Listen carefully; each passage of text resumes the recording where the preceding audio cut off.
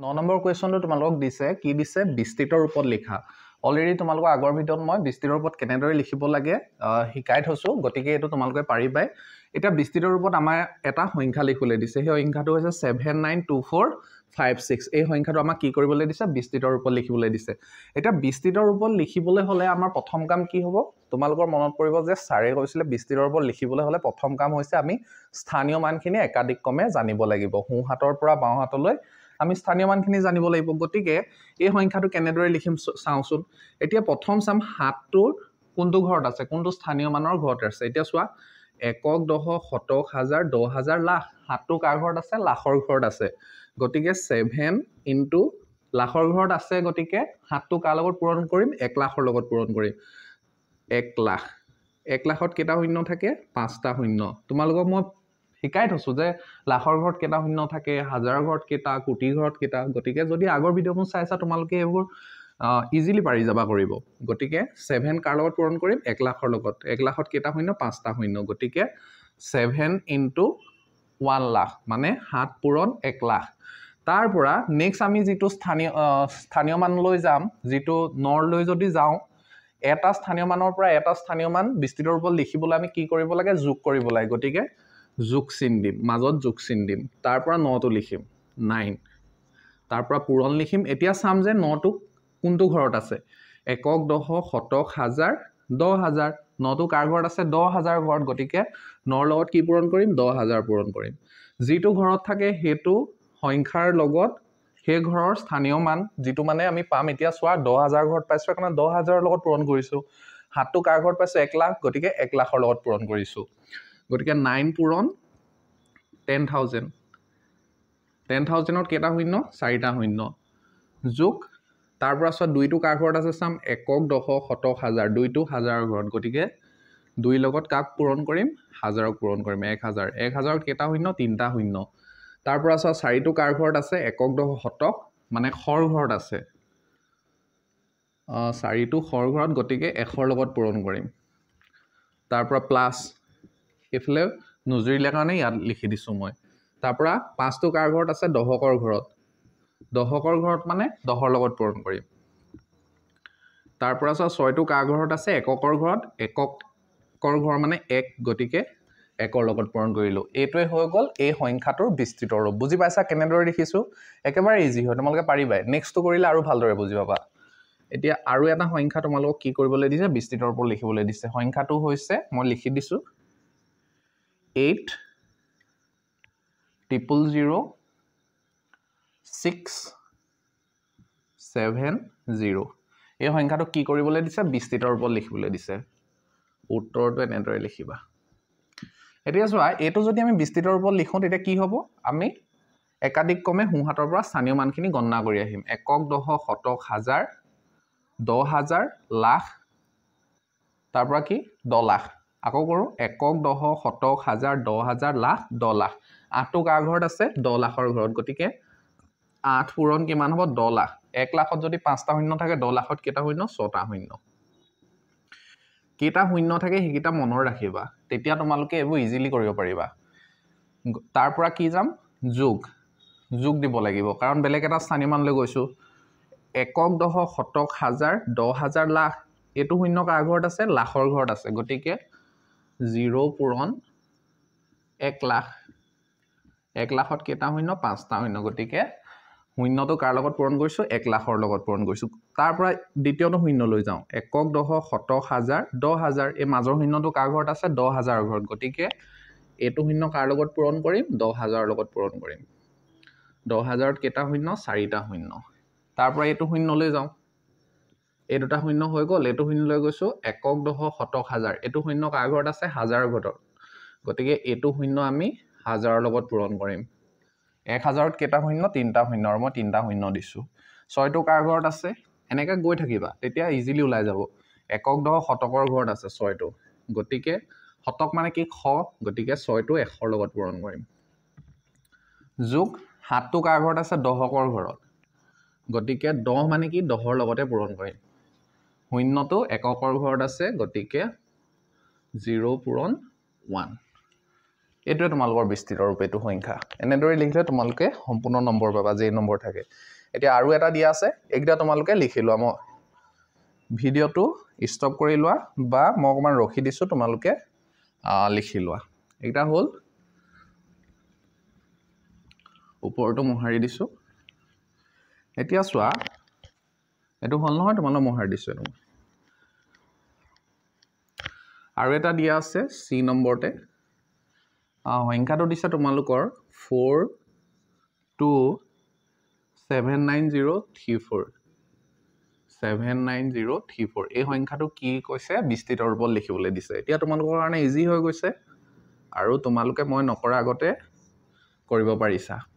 এতিয়া চোৱা আমি প্ৰথম স্থানীয় মানখিনি সোঁহাতৰ পৰা গণনা কৰি আহিম এতিয়া চোৱা 4টো কাৰ ঘৰত আছে এটো হিচাপ কৰিম একক দশক শতক হাজাৰ 10000 লাখ 10 লাখ 4টো 10 লাখ গতিকে আমি চকুমুদি লিখি দিম 4 পূৰণ 10 লাখ 10 লাখত কেটা শূন্য 6টা শূন্য 6টা শূন্য তাৰ পৰা কি হ'ব যোগ হ'ব বেলেগ এটা স্থানীয় মান লৈ গৈছে কাৰণে যোগ হৈছে 2টো কাৰ ঘৰত আছে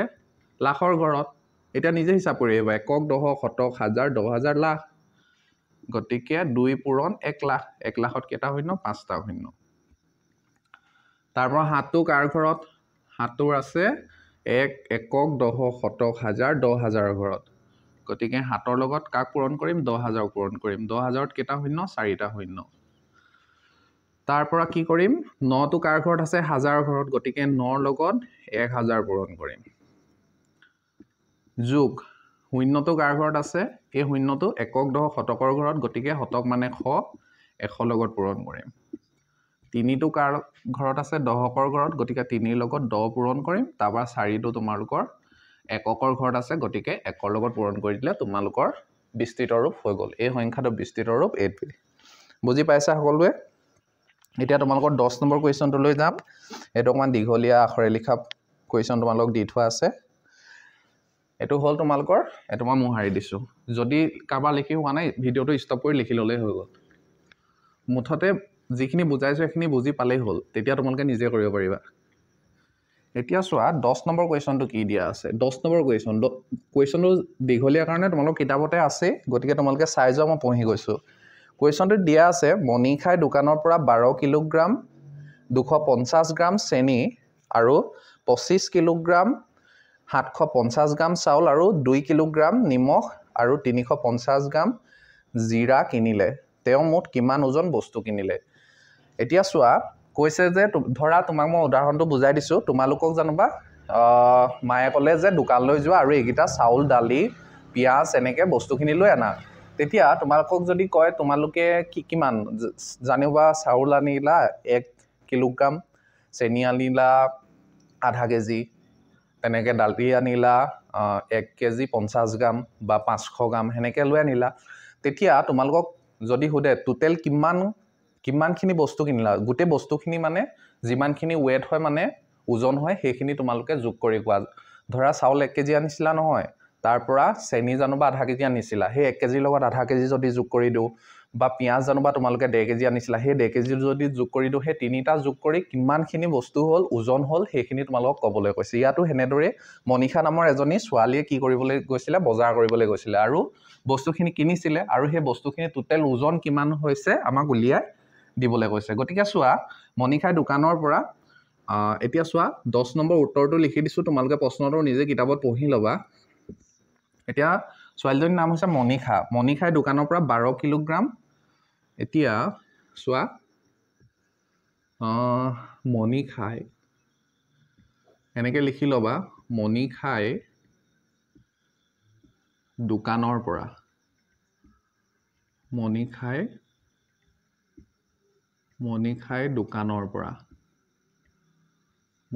দোকানৰ পৰা কি আনিছে মনিখাই দোকানৰ পৰা 12 কিলোগ্ৰাম মনিখাই দোকানৰ পৰা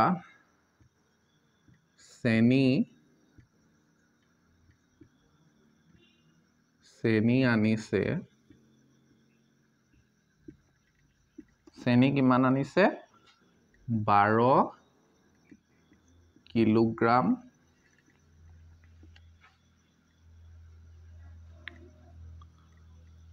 12 কিলোগ্ৰাম এই এককখিনি তোমালোকক মই ভালদৰে বেসিক ভিডিও এটাত বুজাই থৈছো যদি চোৱা নাই আগৰ ভিডিও কিটা চাই লবা তেতিয়াহে বুজি পাবা 12 কিলোগ্ৰাম 250 গ্ৰাম 12 কিলোগ্ৰাম আনিছে আকৌ 250 গ্ৰাম এটা আনিছে লগতে 250 গ্ৰাম ইমানটো পৰিমাণৰ ইমানটো ওজন বা ওয়েটৰ কি আনিছে মনিখাই চেনি আনিছে তাৰপৰা নেক্সট বস্তুটো কি আনিছে চাউল আনিছে কিতাপখনত চাই যোৱা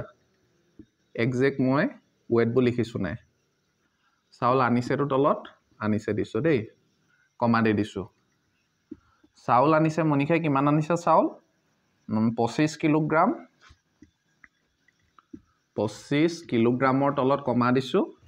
25 কিলোগ্ৰাম তাৰ পৰা 750 গ্ৰাম 25 কিলোগ্ৰাম আনিছে আকৌ তাৰ লগতে 750 গ্ৰাম কি আনিছে চাউল আনিছে গ্ৰাম চাউল আনিছে তাৰ পৰা সব 2 কিলোগ্ৰাম নিমখ কিমান আনিছে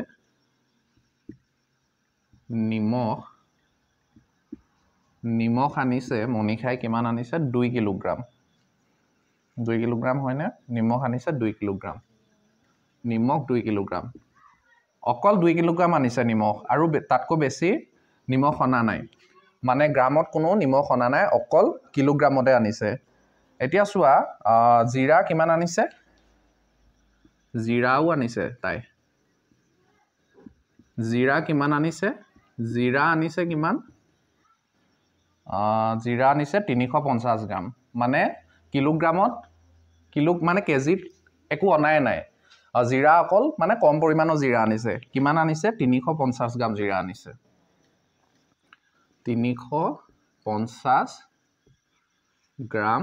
জিৰা আনিছে এতিয়া বুজি পাইছানে মই কি লিখিছো চোৱা চেনি আনিছে মনিখাই দোকানৰ পৰা চেনি আনিছে 12 কিলোগ্ৰাম 250 গ্ৰাম মানে 12 কেজি আনিছে 12 কিলোগ্ৰাম আনিছে তাৰ লগতে 250 গ্ৰামও আনিছে তাৰ পৰা চাউল আনিছে মনিখাই 25 কিলোগ্ৰাম 750 গ্ৰাম নিমখ আনিছে অকল 2 কিলোগ্ৰাম কিন্তু গ্ৰামত অনা নাই মানে অকল 2 কিলোগ্ৰামে নিমখ আনিছে আৰু জিৰা আনিছে 350 গ্ৰাম জিৰাটো কিলোগ্ৰামত আনি কি কৰিব জিৰা অকমান জিৰা দিলে সবতে হৈ যায় গটিকে জিৰা কিমান আনিছে 350 গ্ৰাম আনিছে মানে কিলোগ্ৰামত অনা নাই এতিয়া কৈছে যে গুটেইখিনি যদি আমি যিমানখিনি বস্তু আনিছে সেইখিনি যদি ওজনখিনি যদি আমি একলগ কৰি দিও বা যোগ কৰি দিও মুঠ কিমান গ্ৰাম বা কিমান কিলোগ্ৰাম আৰু কিমান গ্ৰাম বস্তু আনিছে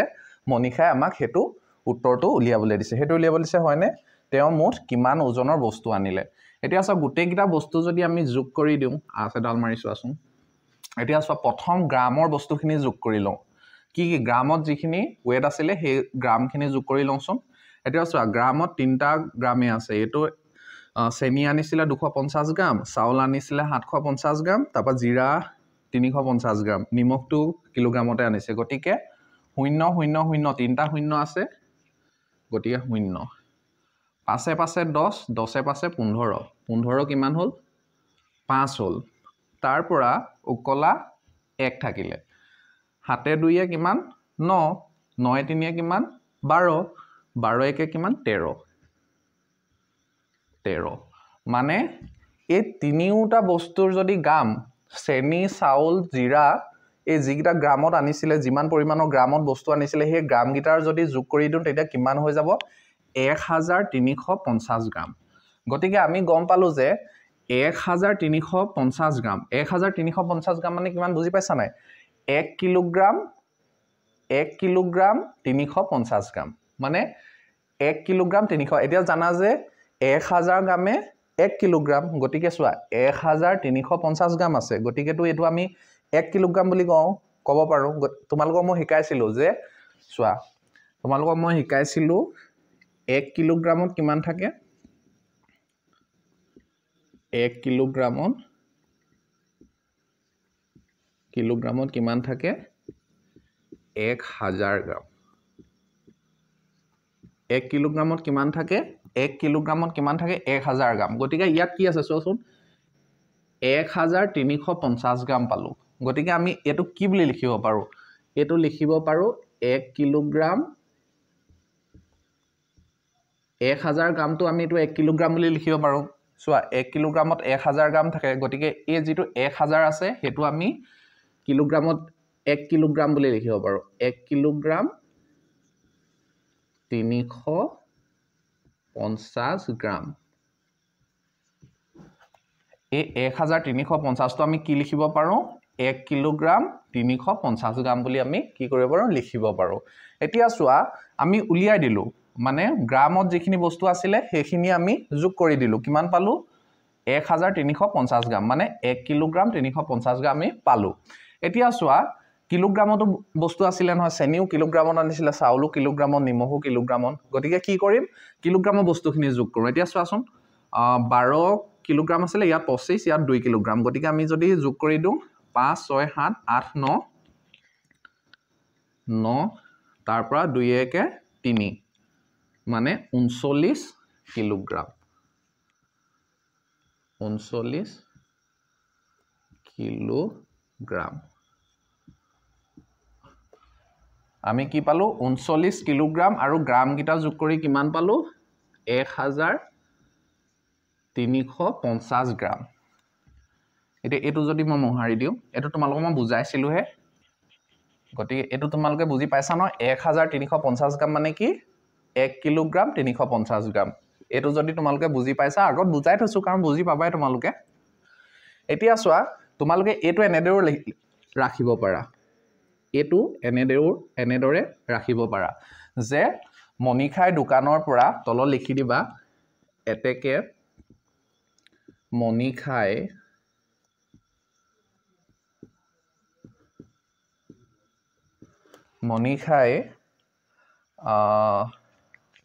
মুঠ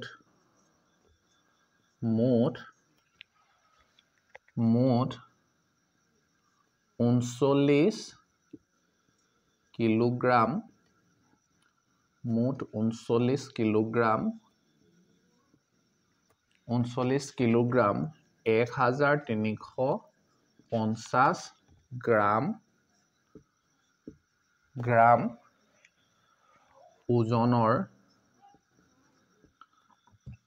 ওজনৰ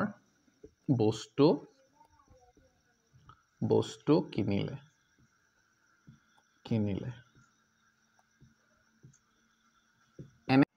মনিখাই যে মুঠ 39 কিলোগ্ৰাম 1350 গ্ৰাম ওজনৰ বস্তু কিনিলে এই 39 কিলোগ্ৰাম 1350 গ্ৰামটো আমি বেলেগ এক প্ৰকাৰেও লিখিব পাৰো এতিয়া চোৱা আমি অন্য এক প্ৰকাৰে লিখিব পাৰো বা বুলি লিখি বা মনিখাই মুঠ কিমান এতিয়া চোৱা 39 কিলোগ্ৰাম ইয়াত কিমান আছে 39 কিলোগ্ৰাম আৰু এই 1350 গ্ৰামটো মই কি লিখিব পাৰো বুলি কৈছিলো 1 কিলোগ্ৰাম 350 গ্ৰাম গতিকে ইয়াত 39 কিলোগ্ৰাম আছে ইয়াত 1 কিলোগ্ৰাম 350 গ্ৰাম আছে গতিকে 1 কিলোগ্ৰামটো যদি ইয়ালে লৈ গুছি আহো 39ৰ লগত 1 কিলোগ্ৰাম যোগ কৰি দিলে কি হৈ যাব 40 কিলোগ্ৰাম গতিকে আমি কি লিখিব পাৰো বা 40 কিলোগ্ৰাম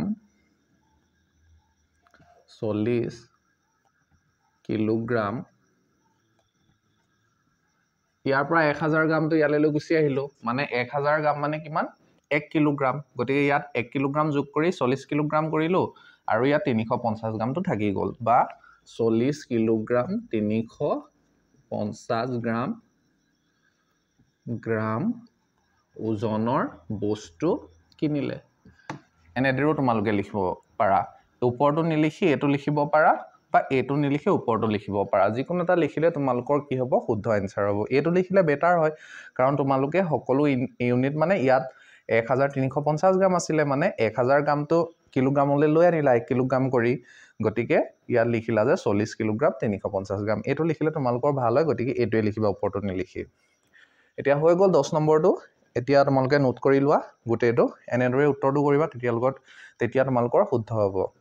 এতিয়া নেক্সট কোৱেশ্চনটো দিছে 11 নম্বৰটো কি দিয়া আছে হেতু কৰিম এটো হল তোমালোকৰ এতিয়া 11 নম্বৰটোলৈ গৈছো পুনে এটো মোহাৰি দিছো যদি কোনোবাই লিখোতে থাকি গৈছে তেতিয়া ষ্টপ কৰি লিখি ললে হৈ গল ভিডিওটো তে 11 নম্বৰটো এনে ধৰণৰ এটা কোৱেশ্চনে দিছে 11 নম্বৰটো কি দিছে হেতু চাম এতিয়া আমি প্ৰথম প্ৰশ্নটো তোমালোকক মই পঢ়ি দিছো তাৰ পৰা তোমালোকে কিতাপত চাই যোৱা কোৱেশ্চনটো এনে ধৰণৰ এটা টেংকিত কিমান আছে 200 কিলোলিটাৰ পানী ধৰে এটা টেংকিত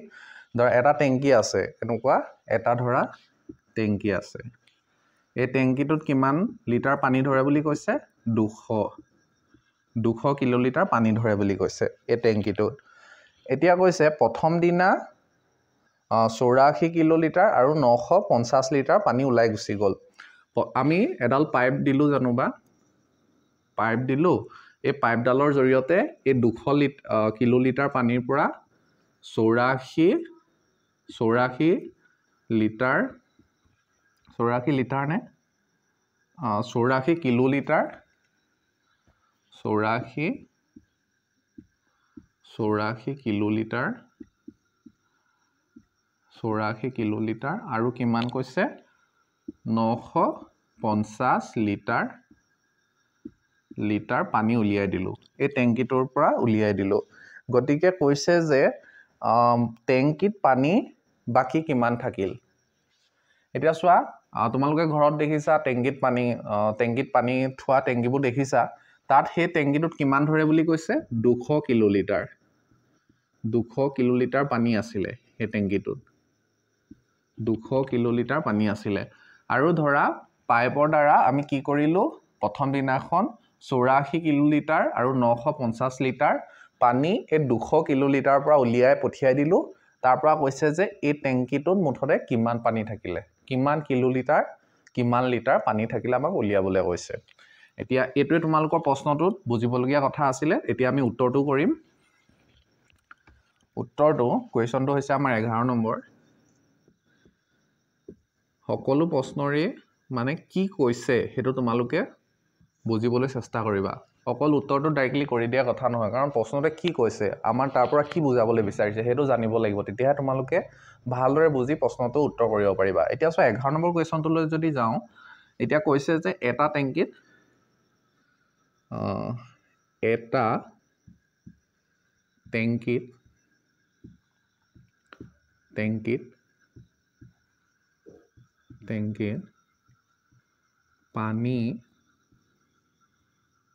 পানী কি কৰে পানী ধৰে কিমান পানী ধৰে 200 কিলোলিটাৰ টেংকিটোত কিমান ধৰে পানী 200 কিলোলিটাৰ লিটাৰ হে ইউনিটবোৰ মই ভালদৰে বুজাই থৈছো এটা ভিডিঅ'ত আগত যদি চোৱা চাই লবা তেতিয়া হে অংকখিনি কৰোতে তোমালোকে বুজি পাবা মই ডিটেইলছ বুজাই যোৱা নাই কাৰণ আগত ভিডিঅ' বুজাই থৈছো কাৰণ ভিডিঅ'টো চোৱাৰ পিছতে তোমালোকক মই কৈছো যে এই অনুশীলনী প্ৰশ্নসমূহলৈ আহিবলৈ তেতিয়া তোমালোকে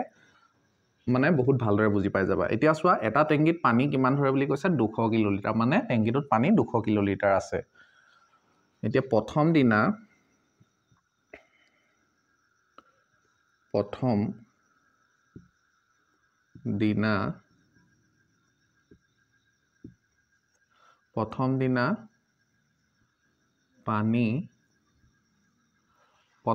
পানী কি কৈছে প্ৰথম দিনা পানী ওলাই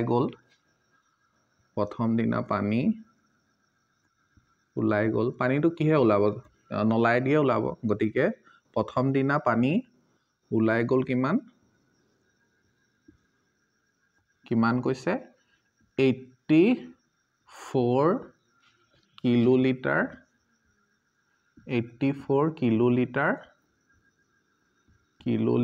তাৰ পৰা লগতে 84 কিলোলিটাৰ লগতে 950 লিটাৰ এটা ওলাই গৈছে 950 লিটাৰ এটাও কি কৰিছে ওলাই গৈছে 84 কিলোলিটাৰ লগত 950 লিটাৰ এটা ওলাই গৈছে এতিয়া আমাক কৈছে যে টেংকিটোত মুঠ পানী কিমান ৰৈ যাব এতিয়া চোৱা টেংকিত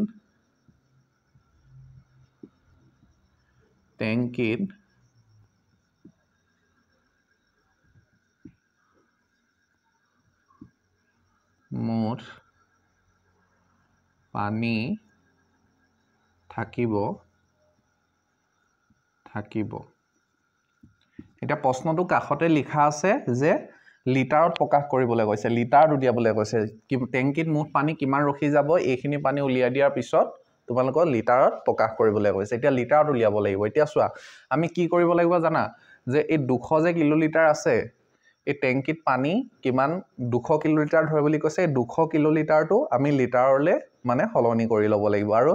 84 কিলোলিটাৰটো লিটাৰলে আমি সলনি কৰিব লাগিব এতিয়া চোৱা 200 কিলোলিটাৰটো যদি আমি লিটাৰত লিখো তেতিয়া কি হ'ব বাৰু চোৱাচোন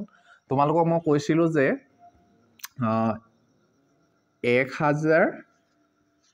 1000 লিটাৰে কিমান 1000 লিটাৰে 1 কিলো লিটাৰ 1000 লিটাৰে কিমান কিলো লিটাৰ 1 কিলো লিটাৰ এতিয়া কৈছে যে 200 কিলো লিটাৰ আমাক কৈছে কিমান 200 কিলো লিটাৰ এতিয়া 200 কিলো লিটাৰত কিমান হ'ব আমি উলিয়াব লাগে গতিকে 200 কিলো লিটাৰত সুধিলে লিটাৰত 200 কিলো লিটাৰটো যদি লিটাৰলৈ নিও তেতিয়া কি কৰিব লাগিব 1000ৰ লগত 200টো পূৰণ কৰিব লাগিব আৰু যদি 200টো যদি 1000ৰ লগত পূৰণ কৰো কিমান হ'ব ইমান হ'ব মানে 1 10 শতক হাজাৰ 10000 লাখ মানে 2 লাখ লিটাৰ হ'ব বুজিছা যে 200 কিলো লিটাৰত কিমান থাকিব 200 কিলো লিটাৰত 2 লাখ লিটাৰ থাকিব 200 কিলো লিটাৰটো যদি আমি লিটাৰলৈ নিবলৈ হয় কি হ'ব 2 লাখ লিটাৰ হ'ব এতিয়া চোৱা আমি 200 কিলো লিটাৰটো জেগাত আমি কি লিখিব পাৰো 2000 লিটাৰ লিখিব পাৰো মানে 200 কিলো লিটাৰটো চোৱা মই কেনেদৰে নিছো লিটাৰলৈ প্ৰথম আমি জানো যে 1000 লিটাৰে 1 কিলো লিটাৰ গতিকে আমাক কিমান দিয়া আছে 200 কিলো লিটাৰ দিয়া আছে 200 কিলো লিটাৰটো কি হলে নিম আমি লিটাৰলৈ নিম গতিকে 200ৰ লগত 1000 যদি পূৰণ কৰি দিও কাৰণ জানো যে 1000 লিটাৰ 1 কিলো লিটাৰ গতিকে 200 কিলো লিটাৰটো যদি লিটাৰলৈ নিবলৈ হয় 1000 লগত পূৰণ কৰিব লাগিব গতিকে 1000 যদি 200 পূৰণ কৰো আমি কি পাই যাম 2 লাখ গতিকে আমি জানো যে 200 কিলো লিটাৰত কিমান লিটাৰ 2 লাখ লিটাৰ এতিয়া আমি গম পাই গলো যে 200 কিলো লিটাৰত কিমান থাকে 2 লাখ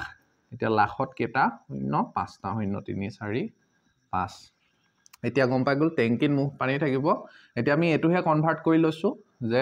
200 কিলো লিটাৰটো আমি কি লিখিব পাৰো 2 লাখ লিটাৰ 2 লাখ লিটাৰ এটো তোমালোকে এনেদৰে লিখি দিব পাৰা ব্ৰেকেটত মানে 200 কিলো লিটাৰটো যে 2 লাখ কিলো লিটাৰ লিখিছা বুলি 200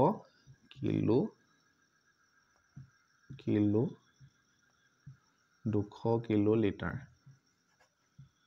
মানে আমি এই 200 কিলো লিটাৰটো লিটাৰলৈ যদি সলনি কৰো কিমান হ'ব 2 লাখ লিটাৰ হ'ব এটো তোমালোকে প্ৰশ্নটো কৰোতে উত্তৰটো কৰোতে এনেদৰে বহি কিনাৰত হু সাইডে বহি কিনাৰত এনেকে আঁচ এডাল মাৰি এইখিনি কৰিবা তেতিয়া গম পাবো যে তোমালোকে হয় নিজে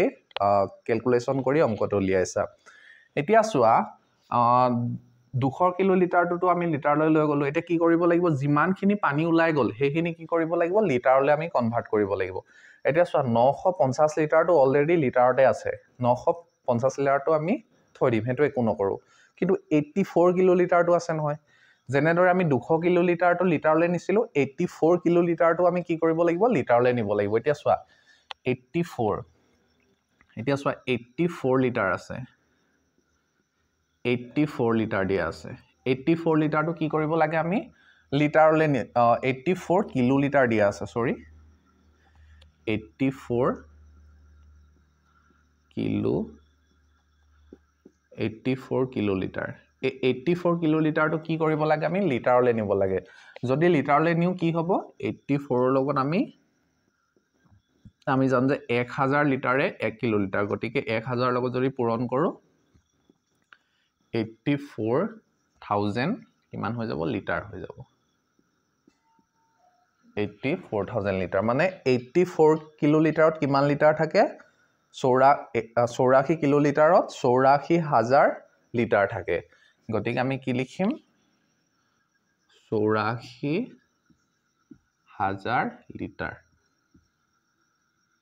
84000 লিটাৰ এতিয়া চোৱা 84000 84 লিটাৰটো হে 84 কিলো লিটাৰটো আমি কি হলে লিটাৰলৈ নিলে কিমান পাও 84000 লিটাৰ কিলো লিটাৰটো লিটাৰলৈ নিছো 1000 লগত পূৰণ কৰিছো গতিকে 84000 কিলো লিটাৰটো লিটাৰলৈ নিয়াত 84000 লিটাৰ হৈ গল আৰু তো ইয়াত 950 লিটাৰটো আছিলে গতিকে আমি 84 ৰ লগত যদি 84,000 ৰ লগত এটো লিটাৰলৈ লৈ গলো গটিকে 950 টো লিটাৰত আছে গটিকে আমি 84,000 ৰ লগত যদি 950 টো যদি যোগ কৰি দিও তেতিয়া কিমান হ'ব 84,950 হৈ যাব গটিকে এই গোটেই যদি আমি ইউনিটটো যদি 84 কিলোলিটাৰ 950 লিটাৰটো যদি আমি লিটাৰলৈ নিও তেতিয়া কি হ'ব 84,950 লিটাৰ হৈ যাব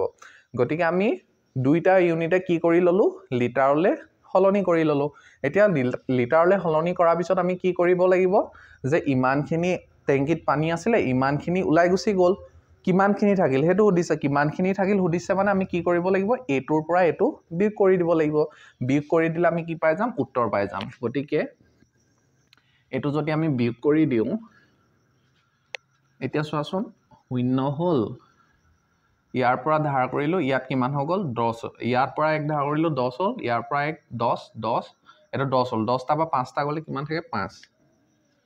তাৰ পৰা কিমান থাকিলে 9 9 9 মিলি গল 0 তাৰ পৰা ইয়াত কিমান থাকিব 9 থাকিব 9 টা বা 4 টা গলে 5 টা ইয়াত কিমান থাকিব 9 থাকিব 9 টা পৰা 8 টা গলে এটা তাৰ পৰা ইয়াৰ পৰা ধাৰ হৈছিল নহয় গটিকে 2 পৰা 1 গুছি 1 গটিকে আমি পাই যাম যে ইমানখিনি লিটাৰ কি থাকিব পানী থাকিব লিটাৰ কিমান থাকিব ইয়াত কমা নহব একক দশক শতক ইয়াত কমা বহিব তাৰ পৰা ইয়াত কমা বহিব মানে একক দশক শতক হাজাৰ 10,000 লাখ 1,15,050 লিটাৰ কি হৈ যাব টেংকিটোত পানী ৰখি যাব এতেকে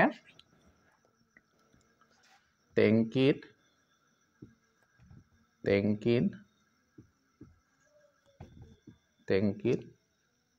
পানী বাকি থাকিব টেংকিত পানী বাকি থাকিব কিমান লিটাৰ 1,15,050 লিটাৰ কি থাকিব পানী টেংকিত বাকি ৰখি যাব এটোৱে হৈ গল তোমালোকৰ উত্তৰ বুজি পাইছা কেনেদৰে কৰিলো যদি কিবা বুজি পোৱা নাই কমেন্ট কৰি জনালে হৈ গল মই আকৌ তোমালোকক ইন্ডিভিজুৱেলি তোমালোকক মই বুজাই দিম এনেদৰে কৰিলে তোমালোকে কি পাবা একদম পুৰা যিমানখিনি নম্বৰ দিয়া থাকে প্ৰশ্নটোত হেমানখিনি নম্বৰ পাই যাবা এতিয়া নেক্সট 12 নম্বৰ কোৱেশ্চনটো লৈ যাম এটো অকমান দীঘলীয়া কাৰণে মই ৰখি দিছো তোমালোকে লিখি লোৱা নোট কৰি লোৱা গোটেই উত্তৰটো যদি কাৰবা থাকি যায় তোমালোকে কি কৰিবা ভিডিওটো ষ্টপ কৰি লবা তাৰপা লিখি লবা তাৰ পৰা নেক্সট আগলৈ যাবা এতিয়া এটো মই মচি দিছো এতিয়া 12 নম্বৰ কোৱেশ্চনটো লৈ যাম 11 নম্বৰলৈকে আমাৰ হৈ গৈছে এই ইউনিটটো দীঘলীয়া বহুত কেইটা তোমালোকৰ প্ৰশ্ন দিয়া আছে ইয়াত তোমালোকে ভালদৰে বুজিবা বস্তু তেতিয়াহে তোমালোকে আগৰ শ্ৰেণীবোৰত যিবোৰ অংক দিয়া থাকিব হেবোৰ আগলৈ ভালদৰে বুজি গৈ থাকিবা এতিয়া নেক্সট 12 নম্বৰ কোৱেশ্চনটো লৈ গৈছো 12 নম্বৰ কোৱেশ্চন কিটা ইজি হয় নিকটতম আসন্ন মান লিখিবলৈ কৈছে মই এটা ভিডিও চাগে নিকটতম আসন্ন মানৰ ওপৰতে বনাইছিলো মই তোমালোকৰ উদাহৰণো আছিল গতিকে এইকিটা মই পুৰা স্পিড কৰি দিছো কাৰণ তোমালোকে বুজি পোৱাই এতিয়া আই নম্বৰটো দিয়া আছে প্ৰশ্নটো মই পঢ়ি দিছো তলত দিয়াৰবোৰ নিকটতম স্থানলৈ আসন্ন মান নিৰ্ণয় কৰা বুজাই থৈছো নিকটতম আসন্ন মান মানে কি আকৌ নবুজাও আৰু তোমালোকক মই উত্তৰবোৰ কৰি গৈছো এতিয়া চোৱা আই নম্বৰটো দিয়া আছে 59 72 64 135 4931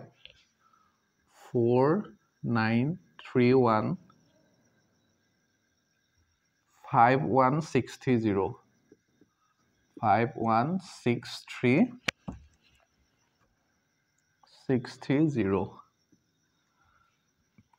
ব্ৰেকেটত লিখা আছে নিকটতম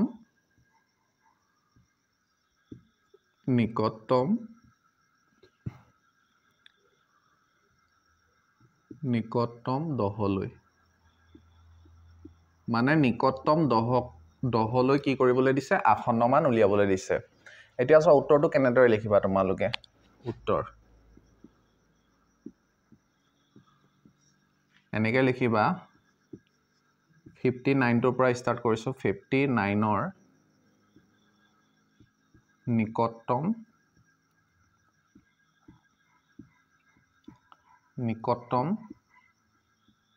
দহলৈ আসন্ন মান তোমালোকক মই আগৰ ভিডিঅ'ত কি কৰিছিলো মনত পেলোৱা ছাৰে কি কৈছিল যে আসন্ন মান উলিয়াবলৈ আমি কি কৰিব লাগে এতিয়া চোৱা আমাক কি কৈছে 10 লৈ আসন্ন মান উলিয়াবলৈ কৈছে 59 এতিয়া চোৱা 10 লৈ উলিয়াবলৈ কৈছে আমি প্ৰথম চাম যে কোনটো সংখ্যা দহকৰ ঘৰত আছে একক দহক যিটো উলিয়াবলৈ কয় আমি সেই সংখ্যাটো বাছি লম এতিয়া 10 লৈ বুলি কৈছে নহয় চোৱা একক দহক পাঁচটো দহকৰ ঘৰত আছে গতিকে তাৰ আগৰ কি কৰিম মানটো চাম সেই মানটো পাছতকৈ ডাঙৰ নে সৰু যদি সেই পাছৰ স্থানীয় মানৰ অংকটো যদি পাছতকৈ ডাঙৰ হয় তেতিয়া আগৰটোৰ লগত 1 যোগ কৰিম বা 5 যদি হয় আগৰটোৰ লগত 1 যোগ কৰিম আৰু পিছৰটো আমি কি কৰি দিম শূন্য কৰি দিওঁ আৰু যদি পাছতকৈ যদি তাৰ আগৰ স্থানীয় মানটো যদি অংকটো যদি কি হয় সৰু হয় তেতিয়া আমি যিটো থাকে যে সেই ঘৰটোত যিটো থাকে এতিয়া দহকৰ ঘৰত 5 আছে ন 5 ৰাখি দিম পাছতকৈ সৰু হলে আমি 1 যোগ নকৰো আগত যদি 5 বা পাছতকৈ ডাঙৰ হয় আমি 1 যোগ কৰি দিওঁ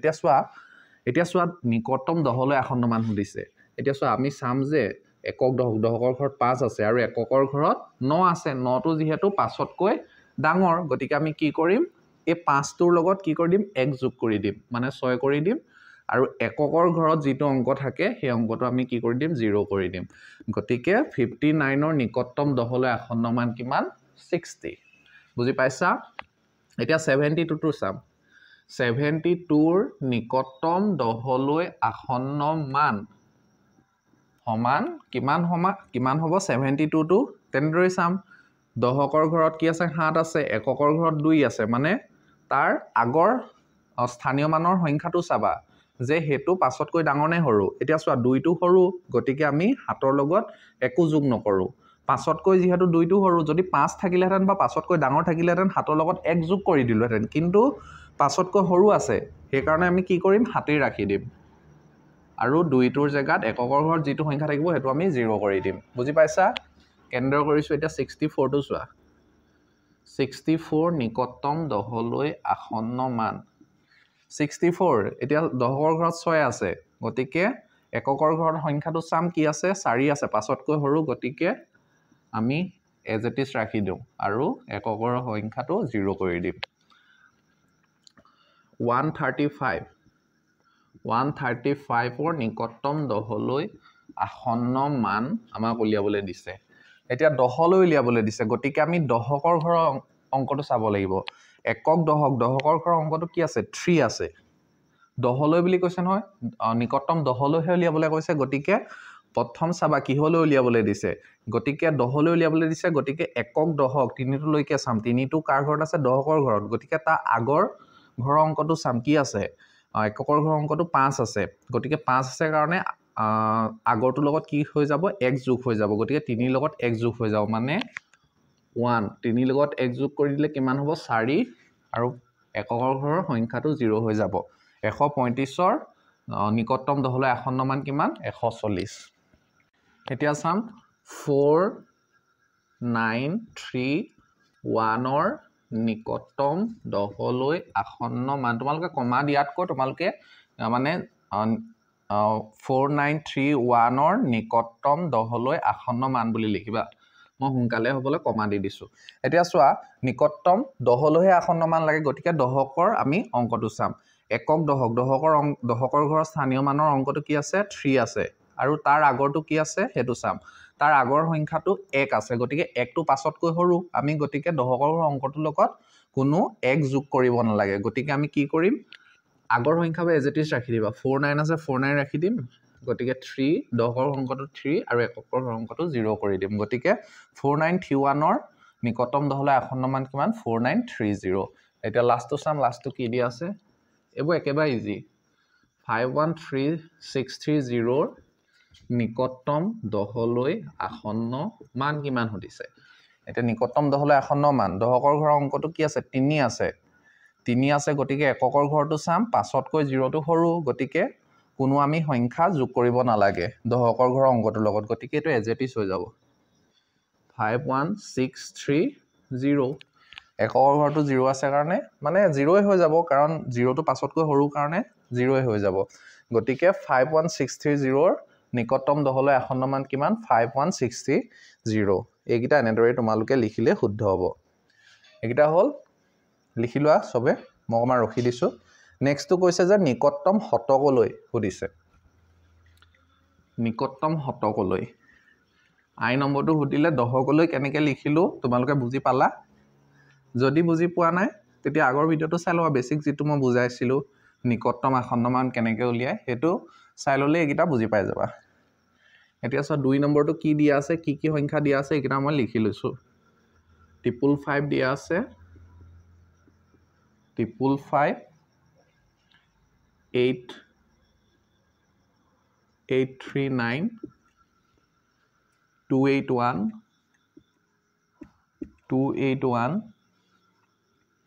24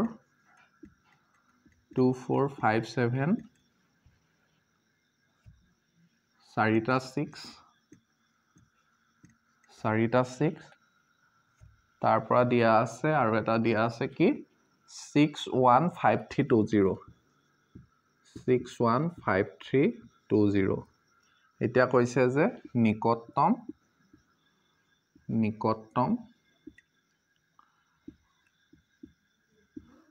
নিকটতম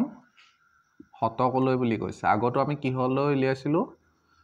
দহকলৈ এতিয়া কৈছে যে নিকটতম শতকলৈ এতিয়া উত্তৰটো লিখিবা তোমালোকে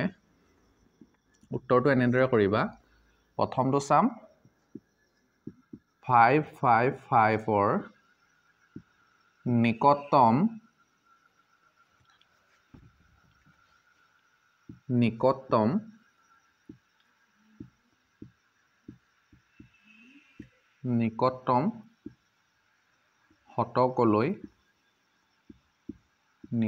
শতকলৈ আসন্ন মান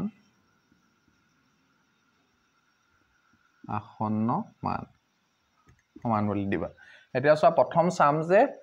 555 ৰ নিকটতম শতকলৈ আসন্ন মানটো কি হ'ব এতিয়া চোৱা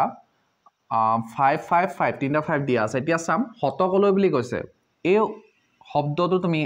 চাবা যে কোনটো স্থানীয় মানৰ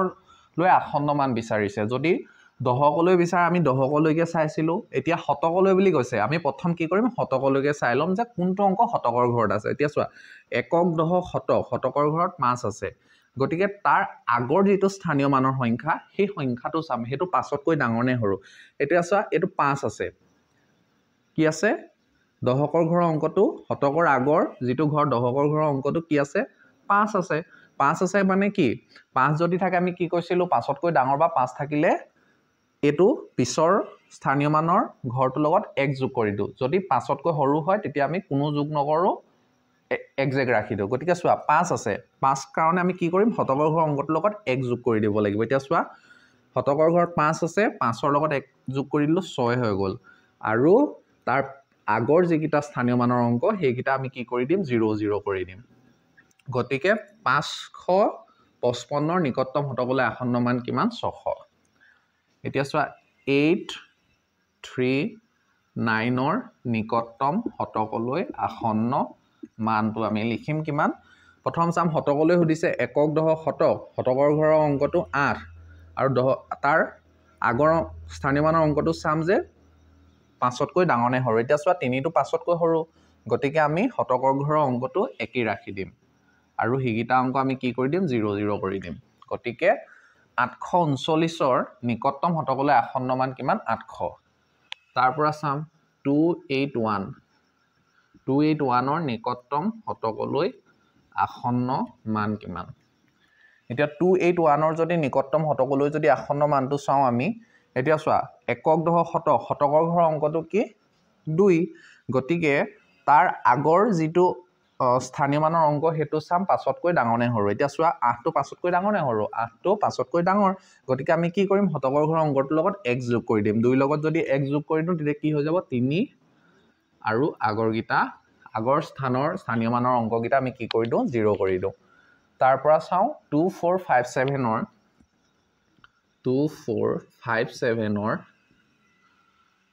2457ৰ নিকটতম শতকলৈ আসন্ন মানটো যদি আমি উলিয়াও 2457ৰ এতিয়া চোৱা শতকলৈকেহে চাব লাগে শতকলৈ আসন্ন মান সুধিছে গতিকে একক দশক শতক আগত যি অংক নাথাকক লাগিলে সেইকেইটা আমি এক্সাক্ট বহাব লাগিব গতিকে একক দশক শতকলৈকে চাম শতকৰ ঘৰত 4 আছে আৰু তাৰ আগৰ স্থানীয় মানৰ অংকটো চাম 5তকৈ ডাঙৰ নে সৰু এইটো 5 আছে চোৱা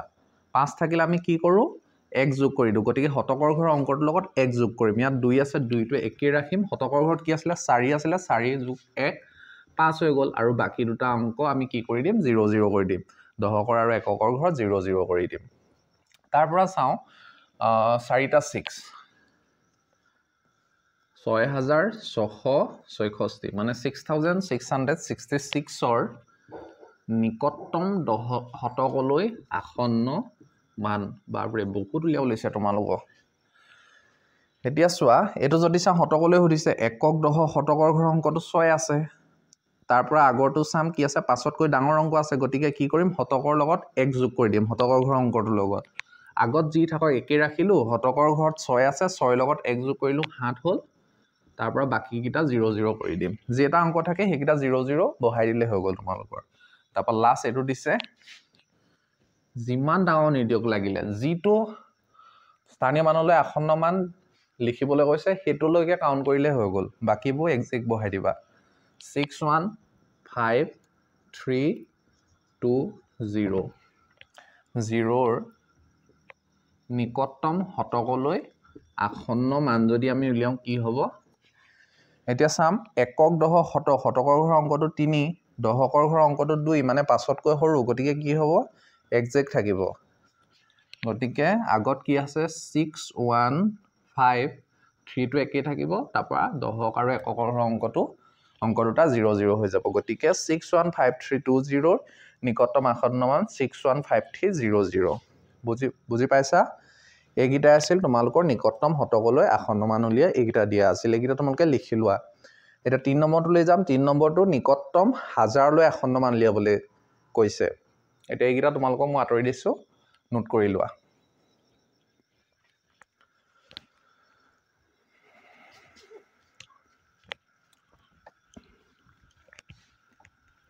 এতিয়া 3 নম্বৰটো কি দিয়া আছে 3 নম্বৰটো চাম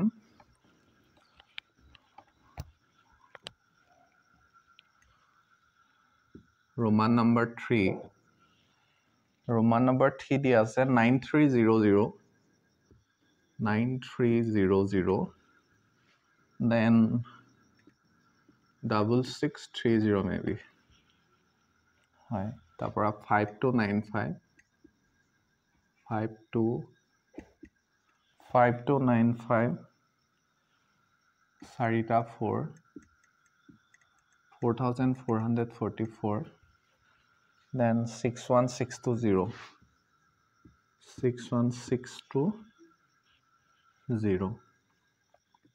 এইগিটা উলিয়াবলৈ দিছে নিকটতম হাজাৰলৈ মানে আমাক কি কৰিবলৈ দিছে আসন্ন মান উলিয়াবলৈ দিছে মই কৈছো ন তোমালোকক এই ওয়াৰ্ডটো এই শব্দটো মনত ৰাখিলে হৈ গ'ল আৰু তোমালোকে পাৰি যাবা তাৰ পৰা এতিয়া চোৱা উত্তৰটো আমি কেনেদৰে কৰিম 9300 ৰ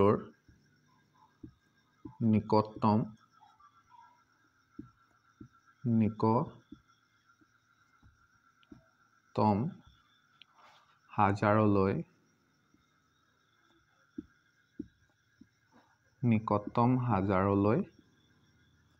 আসন্ন মান সমান এতিয়া চোৱা এতিয়া কি কৈছে হাজাৰলৈ আসন্ন মান মানে আমি হাজাৰৰ অংকটো হাজাৰৰ স্থানীয় মানৰ অংকটো আমি প্ৰথম উলিয়াই ল'ব লাগিব এতিয়া চোৱা একক দহ শতক হাজাৰ হাজাৰৰ ঘৰত কি আছে 9 আছে গতিকে হাজাৰৰ আগৰ স্থানীয় মান মানে শতকৰ ঘৰৰ অংকটো চাম যে 5তকৈ ডাঙৰ নে সৰু তোমালোকক এটোৱে মই কৈছো যে যিটোলৈ আসন্ন মান উলিয়াবলৈ দিছে সেই অংকটো প্ৰথম চাই ল'বা আৰু সেই অংকৰ আগৰ স্থানীয় মানৰ অংকটো 5তকৈ ডাঙৰ নে সৰু তোমালোকে বিচাৰি ল'বা যদি 5তকৈ ডাঙৰ হয় বা 5 হয় 1 যোগ কৰি দিবা যদি 5তকৈ সৰু হয় তেতিয়া কোনো যোগ কৰিব নালাগে এক্সাক্ট ৰাখি দিবা আৰু বাকি কিটা 0 কৰি দিবা এতিয়া চোৱা 9300 নিকটতম হাজাৰলৈ আসন্ন মান লিয়াবলৈ দিছে এতিয়া হাজাৰৰ ঘৰৰ অংকটো কি আছে 9 আছে গতিকে 9 আছে কাৰণে শতকৰ ঘৰৰ অংকটো চাম শতকৰ ঘৰৰ অংকটো 3 আছে মানে 5তকৈ সৰু গতিকে 9 টো আমি এক্সাক্ট ৰাখিম আৰু আমি শতকৰ দশকৰ একৰ ঘৰত যি অংক নাথাকক লাগিলে আমি কি কৰি দিম 0 কৰি দিম এতিয়া চোৱা 6630 নিকটতম হাজাৰলৈ আসন্ন মান তো আমি লিখিম এতিয়া চোৱা একক দহ শতক হাজাৰ হাজাৰৰ ঘৰৰ অংকটো 6 গতিকে আগৰ ঘৰৰ স্থানীয় মানৰ মানে শতকৰ ঘৰৰ অংকটো চাম কি আছে 5তকৈ 6টো ডাঙৰ গতিকে আমি কি কৰিম হাজাৰ ঘৰৰ অংকটোৰ লগত 1 যোগ কৰিম গতিকে 6 লগত 1 যোগ কৰিলো 7 হ'ল তাৰপৰা বাকি কিটা কি কৰি দিম 0 0 কৰি দিম বুজি পাইছা কেনেদৰে কৰিছো তাৰপৰা নেক্সট চাম 5294 নিকটতম হাজাৰলৈ আসন্ন মান উলিয়াও আমি এতিয়া 5294 নিকটতম হাজাৰলৈ আসন্ন মান যদি উলিয়াও একক দহ শতক হাজাৰ হাজাৰৰ ঘৰৰ অংকটো কি আছে 5 শতকৰ ঘৰৰ অংকটো চাম আগৰ ঘৰৰ অংকটো কি আছে 5তকৈ সৰু কাৰণ 2 আছে গতিকে কি কৰিম হাজাৰ ঘৰৰ অংকটো এক্সাক্ট ৰাখিম বাকি কিটা স্থানীয় মানৰ অংক আমি কি কৰি দিম 0 কৰি দিম গতিকে 5295 নিকটতম হাজাৰলৈ আসন্ন মানটো কি 5000 তাৰপৰা নেক্সট তো চাম কি দিয়া আছে 4টা 4 দিয়া আছে নিকটতম হাজাৰলৈ আসন্ন মান মানে 4444 নিকটতম হাজাৰলৈ আসন্ন মান কিমান হাজাৰলৈ বুলি কৈছে যেতিয়া একক দহ শতক হাজাৰ হাজাৰৰ ঘৰৰ অংকটো 4 তাৰপৰা আগৰ ঘৰৰ অংকটো কি আছে 4 মানে 5তকৈ সৰু গতিকে হাজাৰ ঘৰৰ অংকটো এক্সাক্ট ৰাখিম বাকি কিটা 0 0 কৰি দিম গতিকে 4444 নিকটতম হাজাৰলৈ আসন্ন মান কিমান 4000 লাষ্টটো কৰিম লাষ্টটো কি আছে 61620 নিকটতম হাজাৰলৈ আসন্ন মান তো হ'ল একক দহ শতক হাজাৰ হাজাৰ ঘৰৰ অংকটো 1 তোমালোকে কিন্তু যিয়ে অংক নাথাও এইটো একদম কিনাৰৰ অংকটো ধৰি পানি কৰি নিদিবা কাৰণ তোমালোকক হাজাৰলৈ সুধিছে মই সেইকাৰণে কৈ আছো যিটো ঘৰৰ অংকলৈ আসন্ন মান হতে এতিয়া হাজাৰলৈ সুধিছে কাৰণে একক দহ শতক হাজাৰ হাজাৰৰ অংকটো মই প্ৰথম বাছি লৈছো কি হাজাৰ অংকটো 1 তাৰপৰা তাৰ আগৰ স্থানীয় মানৰ অংকটো চাম হেতু 5তকৈ ডাঙৰ নে সৰু এতিয়া চাম শতকৰ ঘৰৰ অংকটো কি হয় 5তকৈ ডাঙৰ কাৰণ 6 আছে গতিকে কি কৰিম হাজাৰৰ অংকটোৰ লগত 1 যোগ কৰি দিম একৰ লগত যদি 1 যোগ কৰি দিম কি হ'ব 2 হৈ যাব এটো আগত যিয়ে অংকন থাকক সেম থাকিব 6 আছে 6 থাকিব তাৰপৰা কৰিম একৰ লগত 1 যোগ কৰি দিলে 2 হৈ যাব তাৰপৰা বাকি অংকগিটা আমি কি কৰি দিম 0 0 কৰি দিম গতিকে 61620 নিকটতম হাজাৰলৈ আসন্ন মান কিমান 62000 গতিকে এটো ইমানে আছিল 12 নম্বৰ 3 লৈকে কৰি দিলো এইগিটা তোমালোকে এনেদৰে কৰিলে শুদ্ধ হ'ব বুজি পাইছা কিবা যদি ডাউট থাকে তোমালোকে মোক কমেন্ট কৰি জনাই দিলে হৈ গ'ল